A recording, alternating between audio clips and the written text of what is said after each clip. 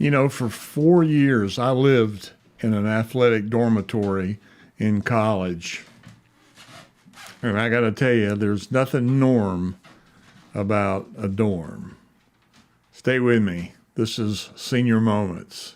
We're live at 5. Let's unpack that. Well, I had a lot of experiences in athletic dorms, and this is probably one of the stories that I've been wanting to tell, but I wasn't exactly sure how it might go over because, I'll let you make the decisions in a little bit here about it. But as most of you know that know me, you know that I played ball at college, and my first year, actually I wasn't there a whole year, I was just there a semester in the fall, was at the University of Tennessee at Chattanooga. That's where I signed initially right out of high school.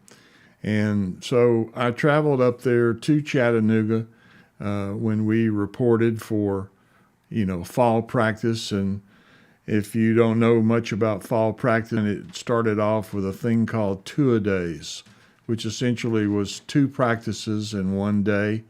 And each of those practices were, they were tough. In fact, the practices that we had up there were on a practice field, not the main stadium, which was not unusual for a college. But that practice field was down right on the Tennessee River, which flows through Chattanooga. And consequently, it was humid. It was August, and it was hot. And did I mention it was humid? Of course it was, because there was a river sitting there 40 feet away from the practice field. In fact, the NCAA used to require that the trainers took temperature and humidity readings before every practice to ensure that they were within certain parameters that you could actually practice or was supposed to practice within those parameters. And most of the time when we got down on that river, the humidity was so high, the trainers would come over, talk to the coaches and say, this is really high. And the coach would say, why don't you move that meter over underneath that tree and see if we can get a little different reading on it. And of course, we didn't practice under those trees, but they always got some type of, acceptable level when they did that. So consequently, we would practice. Humidity was never something that stopped us. But that was 2-a-day sessions. I remember I did not report in really good shape. I didn't have a training partner that summer like I was going in high school days where we all knew each other and lived in the same town, practiced and ran. But I was not in really good shape. But, there I was, first year freshman there at Chattanooga. And the really crazy thing about those freshmen that were there, this was back in '69. There weren't as many scholarship restrictions that the teams and the schools had, similar to what they do now. Actually, it wasn't similar to what they do now. And in these cases, they had signed up and brought in close to 80 freshmen to basically be a part of the team. And the idea, I think, just judging from what happened, the idea was to sign up as many people as you could, put them through 2-a-days, and if anybody actually survived, those were the guys that had the real medal. These were the real stuff. And I'll be honest with you, I was hurting. In fact, about the 3rd day of practice, I called my mom, my greatest fan in football, and I said, Mom, I want to come home. And she said, no, you're not coming home. Now, I've always wondered, I remember when she realized that I was going to play at the next level and getting ready to go off to college to play football, she bought an insurance policy on me, a life insurance policy. I always wondered about that. Maybe she knew something that I didn't. But in reality, I didn't physically die, but I was emotionally and spiritually dead when I got through with those two-a-days. And it was, well, let me put it this way. Of the 80 freshmen, plus or minus, that signed up, came to practice, went through two-a-days, by the time two-a-days were over with, there were about 15 of us left. And so we were the freshman folks there at UT Chattanooga. And they had a tradition, I say they, the upperclassmen had a tradition there at the school. Wasn't aware of it when I got there.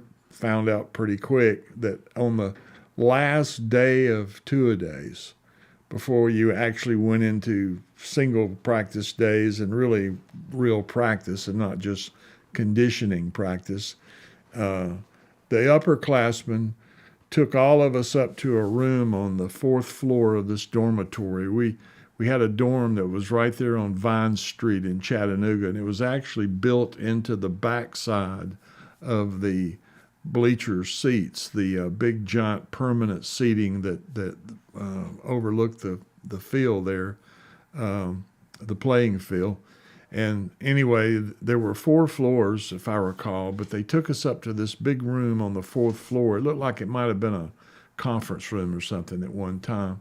Sat us down on the floor and started calling us out one at a time to stand in a long hallway, and they would tell us that we were going to sprint from that doorway, from the conference room doorway, all the way down the hall up till we run into the other upperclassmen on the other end of the hall. And of course, what they didn't tell us, and why would they? They made us wear gym shorts, and we had to lean over and get in a 3-point stance like you would be in a football line situation. And they had these bed slats that were like oak, 3-4 inches wide, that they would use in the beds to hold the mattress up, but they were made out of oak, and they were probably 4 or 5 foot long to extend the width of a bed. And they would bust our butt with that bed slat to start us off running down the hall. Now, all of us were in there. We would hear those first guys literally scream when they got hit as they started running. And we're sitting in there wondering what in the world was going on. We had no idea what was going on in that hall. And it was a hazing. That's what you would call it now. It was a hazing that was taking place. And every once in a while, they would bring somebody back down to the room that had already gone through the gauntlet, as it were. And he would pull down his gym shorts and show the blood bruises on his butt and say, "This is what's going to happen to you." And so anyway, I did it and stayed there through the fall. And what a crazy bunch of guys that were living in that dorm. I mean, one of the things that really bothered me, there were some guys that were, they were nice guys. My roommate was a nice guy. He was from Chattanooga. In fact, his dad owned Benny Jackson Ford. His name was Steve Jackson, and his dad owned the big Ford dealership there in Ringgold, Georgia, which is right across the border from Chattanooga. And Steve, being the son of a Ford dealer, he was driving this brand new Mustang 426, I don't know numbers, and 427, whatever that size engine was. It was basically a giant motor on wheels. And he was a good guy. He really was. His family would have us up to the house and have Sunday dinner, and it was good folks, good people. But there were some really crazy guys that lived in that dormitory, and some of them were freshmen. I can remember the first time I ever saw pot being smoked was by a freshman in that dorm. And this one guy, and I cannot remember his name, and it's probably just as well that I don't, he would take your shampoo or actually it was your mouthwash bottle, and he would take a pubic hair from his pubic hair. Sorry, guys. And he would drop it into your mouthwash bottle and put the cap back on and put it back in your room on your dresser. And so you got to the point where every time you would go and brush your teeth and get ready to gargle, before going to bed or in the morning, you would always have to hold up your mouthwash bottle to make sure there wasn't any foreign objects floating around in it. And like, why was he doing that? I don't know. There were a couple of seniors, we were 18. Actually, during the first biggest part of September, I was 17 up there, but there were a lot of 18-year-old freshmen there, and of course, all of them were underage. I think the drinking age must have been 21 in Chattanooga when that was going on, because they would all want to go out to a bootlegger and buy whiskey and liquor from that guy and bring it back to the campus. And then some of the upperclassmen were, old enough to go buy their own beer and whiskey. But there was one guy, his name was Steve. I'll leave the last name out of play here because it doesn't really matter. But Steve was on the third floor dorm floor, and the windows, you could raise the windows, and there were two beds, not bunk beds, but just two regular metal frame beds in the room, one for each of the people residing there in the dorm room.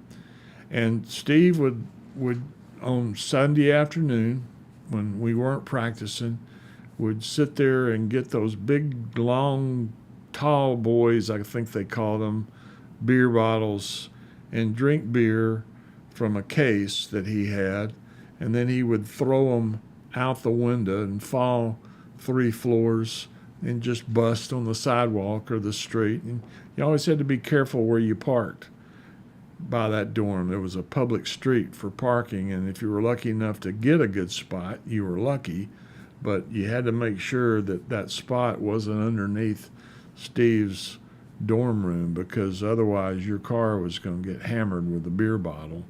And he was a piece of work. I've told y'all in episode 38 about being the only guy in Alabama that didn't chew tobacco.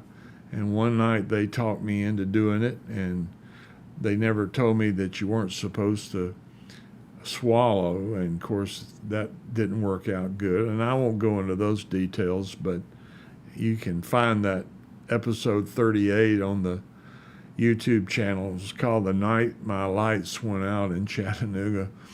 And so, but anyway, I left Chattanooga during the Christmas break and transferred to Samford University to play ball there. So I was headed home, headed to Samford University, a university that had a motto that said academic excellence in a Christian environment. Yeah, right. Because whenever you get a bunch of jocks together living in a dorm, well, it's not necessarily what I would consider a Christian environment. I can tell you a few stories here. There was one guy, we lived, my roommate and I, who was a great guy. I've always had good roommates, but my first roommate at Samford, believe it or not, was Buddy Anderson, who later became head coach at Vestavia. He's in the Alabama Football Hall of Fame. Great guy, great believer, lovely wife. But Buddy was my roommate, and we were in a dorm a part of the dorm that had a long hallway, and it wasn't as long as the one up at Chattanooga. It was probably about, I don't know, 30, 40 foot long, and there were rooms that were coming off of that, including this big gang restroom that we're bathroom and shower area that we had to use there in the dorm. And but anyway, that long hall, uh, it was a long hall. But one day we come in, and there's one of our teammates, and he's got a piece of paper taped to the wall down on the end, and he's on the opposite end, and he has a little .22 rifle, and he's practicing target practice there in the dorm room.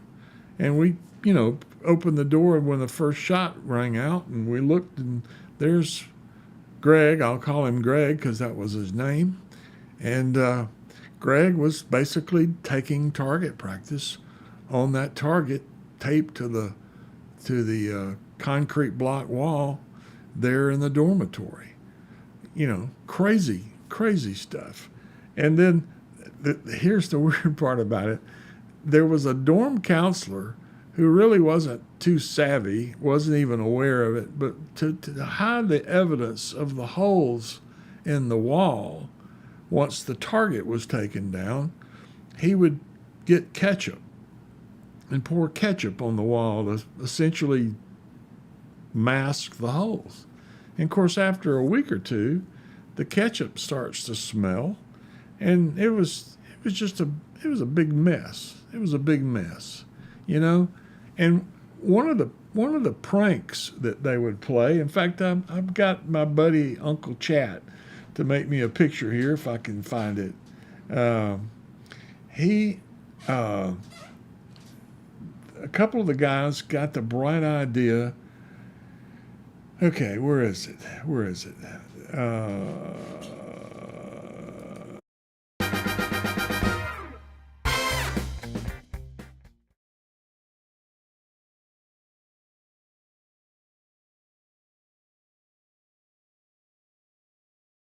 Here we go.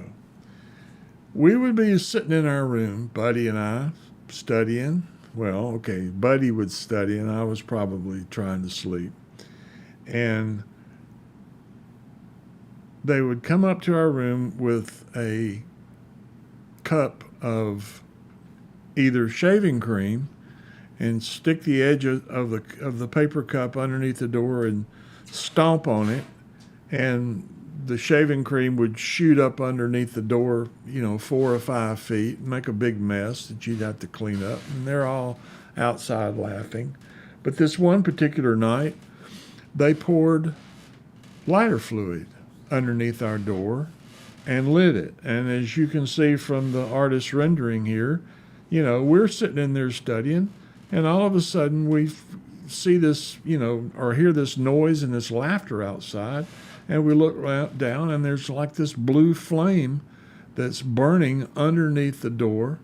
Looks like it's starting to climb up the door because the door, it's painted and shellacked, and there's, finish on the wood. So I think I was the one. I grabbed the towel and started beating out the flame. Of course, the towel was getting wet with the lighter fluid, and so it was no sooner that you tried to beat it out that the towel caught on fire. So basically, I opened the door and threw the towel at the flaming towel at the guys standing out there laughing their butt off at our expense. And, just trying to survive the craziness of a dorm. There was maybe academic excellence, but that other part. But here was the other deal. That we had he wasn't Korean, he was Vietnamese.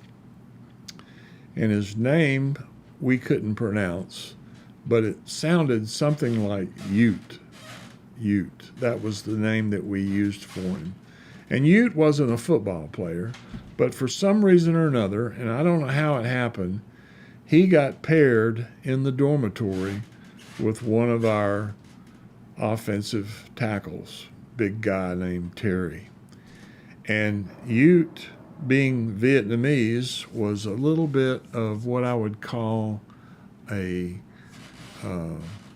well, what do you call it when people just collect stuff of no value? It's like a hoarder, I guess. And I don't know if he was planning on sending it back to Vietnam. And that was the other thing about Ute. He was here on a student visa, but every time he got close to being actually graduating and needing to go back to Vietnam, he would change his major. So he was probably going on 28, 30 years old when we were there in the dorm as freshmen and sophomores and juniors. But Ute was Terry's roommate, and Ute had a hot plate, and he loved to cook rice.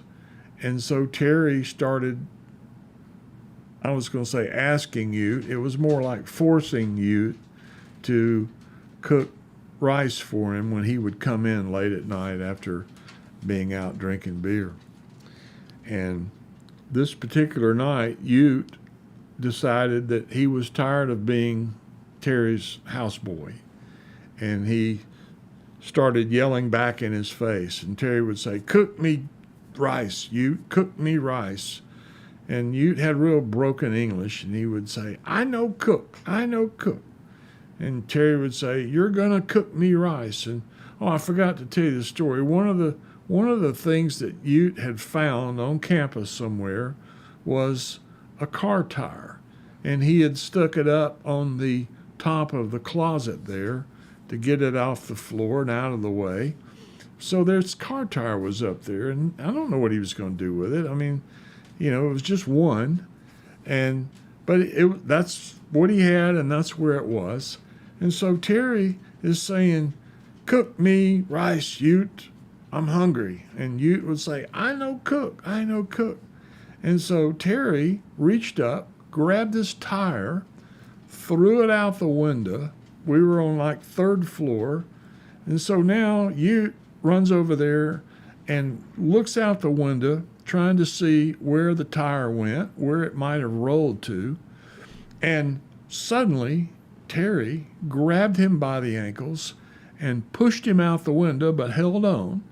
So now Ute is hanging upside down outside the window, third floor dormitory room. And Terry's yelling, "Are you going to cook?" And Ute, upside down, is yelling, "I cook, I cook, I cook." Pulls him back in, and, well, he had dinner that night. We had gang showers, I remember the girls' dorms, they all had little individual private showers. I guess that's a girl thing, always has been. But probably the worst situation that I went through from a hazing standpoint, short of the thing with the bed slats, was just physical pain, but it was one shot. But when you lettered at Samford, they had what was known as S Club initiation. And it was basically another form of hazing. They would blindfold us using a sanitary napkin with white medical tape and tape up our eyes and wrap the tape around our head to keep us from taking it off easily. And when you did try to take it off, of course, it was pulling your hair out, because it was the same tape that they used when they were taping our ankles, before a game to support the ankle. It was that kind of tape. I don't know what you call that. I guess it's just medical tape, white, about 1.5 inches wide. So they're wrapping our head in this medical tape with a woman's sanitary napkin over the eyes, I guess to keep from pulling our eyelashes out, when we took it off. And then we were at the gym down in the locker room, and we went through this process of eating and drinking who knows what. To this day, I don't know what we were fed with our eyes closed. We couldn't see it. We could smell it, but most of the time, and again, and guys had little mason jars of some kind of concoction that we would have to take a sip of. And so the whole circle of folks that were being initiated into the S Club would stand around, and they would go around the circles feeding us. Again, I don't know what. There was one guy that kind of felt sorry for us, and he would give us a peppermint and put it in our mouth that would literally take the taste away from whatever that was that we were eating. Had no idea. And then they took and spray painted us with all manner of colors of spray paint. Took an old feather pillow, opened it up, and covered us up with feathers that would, of course, immediately stick to the paint. And as you probably saw in that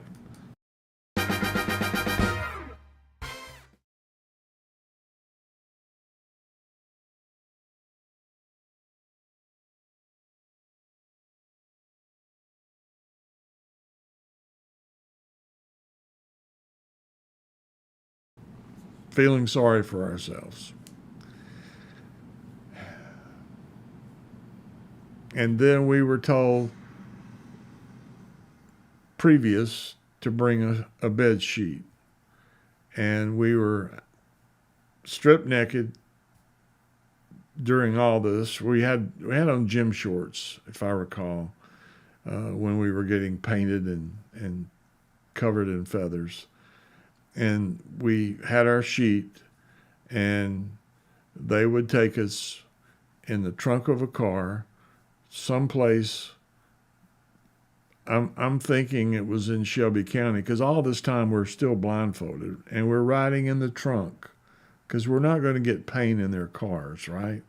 So we're riding in the trunk of a car, all these guys, multiple cars, and some people took them, to a different place. Not everybody went to the same place, but the couple of guys that I was with, a guy named David, I forget the other guy who was in the car, we traveled, and we're trying to get a feel for where we are based on what we can hear and the momentum of the car turning right or left coming out of the university.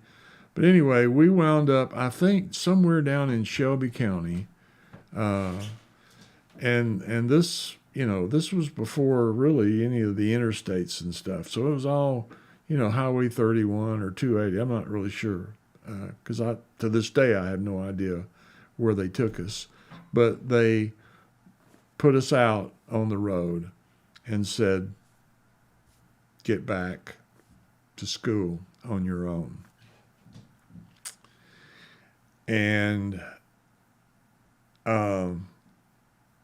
that was S Club initiation and the hazing that took place as we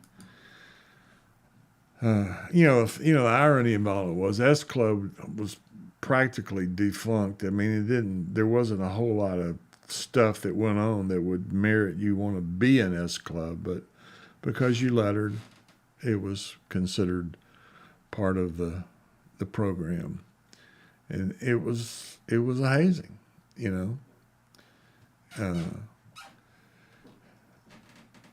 like I said, some of these guys were great guys, caught up in the moment.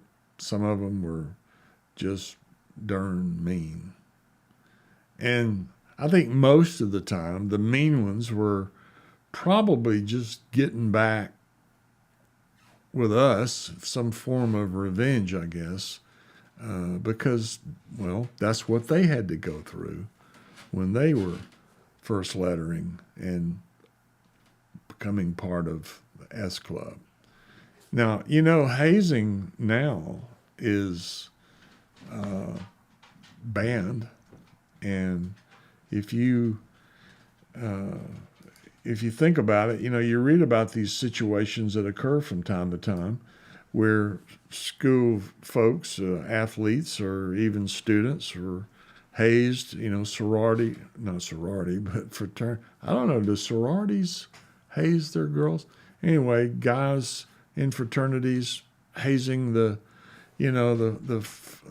freshman class, and it's a lot of colleges have banned it, suspended people over it, expelled people over it, banned them from being in school, banned them for life.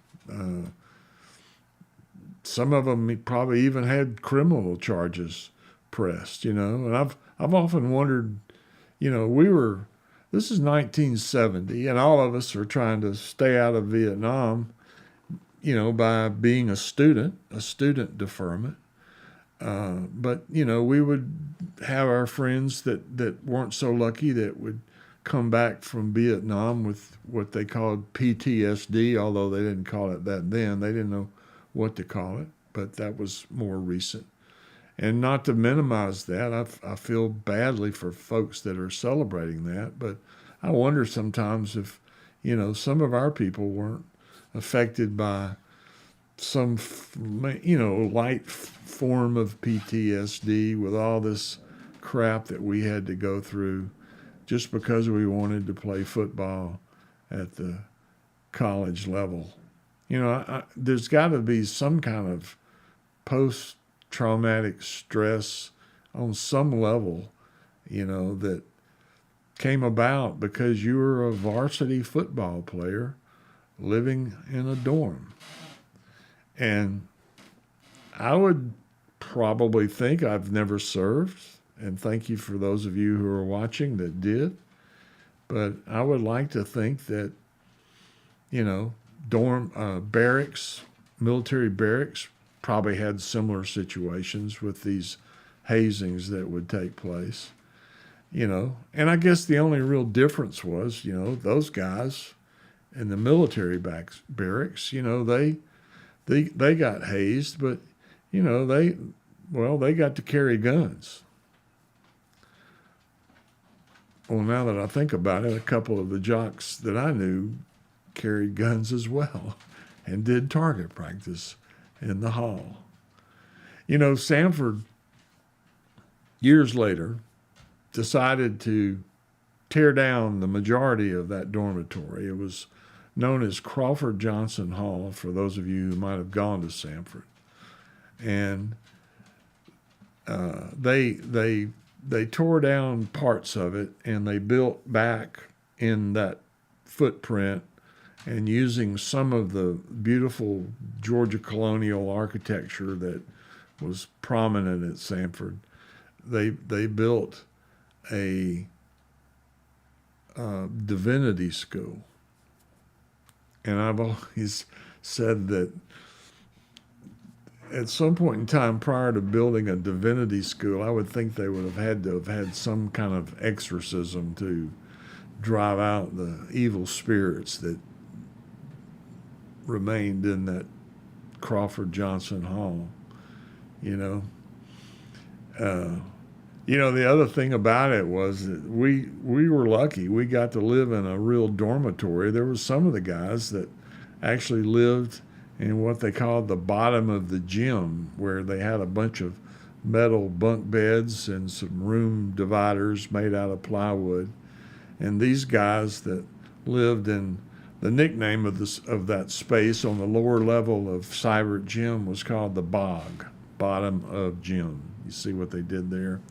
And these were guys that, didn't get all of the scholarship opportunities, but the coaches, still did their best to give them housing and enable them to live on campus, and somehow finagle to get them a meal ticket so that they could eat, so that there was a limited amount of what you would call scholarship money there at Samford. So those coaches and athletic folks were trying to make do with what they had, and so they were looking for every opportunity to put good guys on the team that could play. And a lot of them lived in the bog in addition to Crawford. and I don't blame the coaches because they were just trying to get as many good players as they could with a limited amount of scholarship money, as I said. And this was long, long before NIL. The only money I ever knew about was maybe, and it really wasn't even money, it was just in kind, where we would have our picture made to put in the football program, and an advertisement by the local dairy snack there on Green Springs Highway. And if we brought the little coupon that they gave us for being in the ad, showing 3 or 4 football players and an ad for dairy snack, we would get a free ice cream cone. And so that was about the only, I don't even know if you'd call that NIL. It was name and image and I guess likeness, but it wasn't big time money like these guys make now. The free agency we call the NCAA. And to be honest with you, I don't remember. I remember being in some of the ads, but I don't remember getting the ice cream cone. So I guess maybe it didn't always work out right, but I did all right. Well, listen, we've been at this thing for almost 37 minutes. This is way too long for a live episode, but I wanted to get some of these stories out and out of my brain, out of my head, and captured on Senior Moments. These are memories that come back to me. Some of them are bad dreams, but nevertheless, I appreciate you watching. If you're watching live, thank you very much. You're always welcome to leave a comment. And if you're watching on the replay, thank you for being in a part of the program, and be sure and leave a comment. And, I don't do this often where I ask you, if you would, to be sure and subscribe to the channel. It kind of helps the algorithm for people to find me. And be sure and ring the bell, the notification bell, if you want to know when we go live. It'll give you a little update via Facebook or YouTube. And we are live on both of those, YouTube and Facebook. And so anyway, I'm fixing to go eat supper. And the good news is I'm going to know exactly what I'm eating. Not so much back then during those trying days. So you guys have a great week. I hope you be blessed during this week, and always thank you for watching, and we'll look forward to seeing you next week on episode, 59? No, this is 59, episode 60 of Senior Moments. Have a great evening. Have a great week, and we'll see you soon. Well, hey, thanks for spending a few minutes with me on Senior Moments. If you enjoyed the ride, be sure and tap that like button, subscribe to the channel, and hit the bell so you don't miss the next one. I'll be back soon with more stories from a misspent youth, and maybe some of yours too.